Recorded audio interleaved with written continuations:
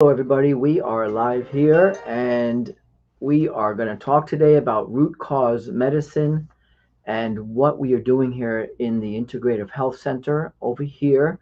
And what is functional medicine and how do we tie it all together to really get to the root cause of chronic disease? To really, we don't use the word anti aging. We want to age well, age with quality. So, these are the different elements that we're researching and we're applying in clinical practice to really improve outcomes, to improve these chronic diseases that sneak up on many people. So, what are these root causes and what is so important to be proactive about? The first one, what we really work hard on is metabolism. And that is, at the very least, understanding how a person is they're fasting insulin and they're fasting glucose as well as cortisol. That dynamic between all those three elements are so very important, and we really hone in on that and really optimize those numbers. We don't look for just numbers in the range, which can be very wide and fit many people in to being okay, or everything is in the normal range. But what is the trend? Is it going up? Is it at the higher end of the range or the lower end? Depending on really what is the optimal number. The first dynamic is metabolism, which brings us to that second dynamic, which is hormone health. And when we're talking hormones, we're not just talking about testosterone or estrogen. We're talking about thyroid and adrenal, the communication between these glands that use these hormones are very, very, this is an important element in optimizing health.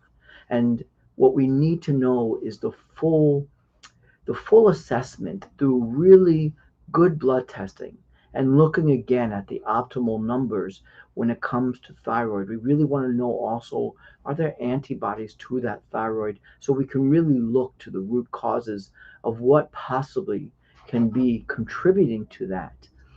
And that is the second root cause that we're looking at in chronic disease.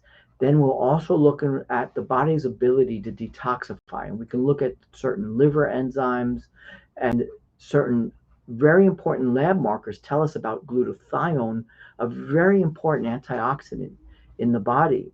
And we could really assess whether the body is under a great deal of stress from detoxification, what is causing that, what burden is the body under.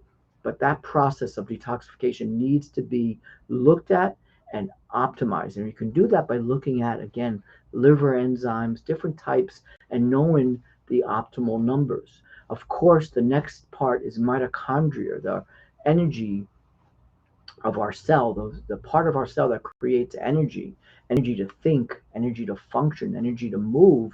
The mitochondria uses our food, our carbohydrates, fats, to really provide energy. And by the byproduct of that energy can be these oxidative pro-oxidants or reactive oxygen species.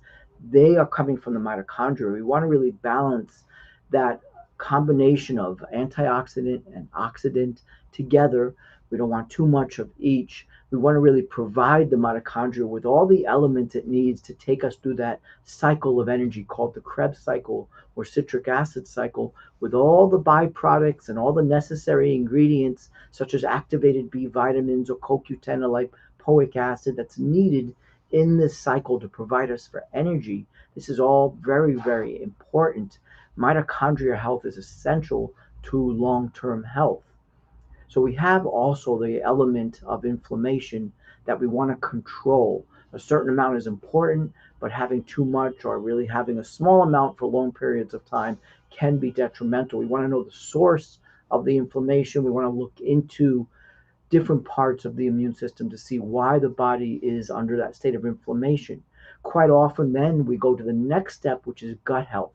Gut health really tells us about the microbiome, whether we have a balance of bacteria, good bacteria, and these opportunistic bacteria that like to overgrow. Once they're overgrown, they become inflammatory. They can trigger autoimmune responses. We want to have a proper digestion, which includes enzymes, and it also is important to make sure we're not having food sensitivities or food intolerances, which can also disturb the gut microbiome. So this is all very, very important for root cause medicine.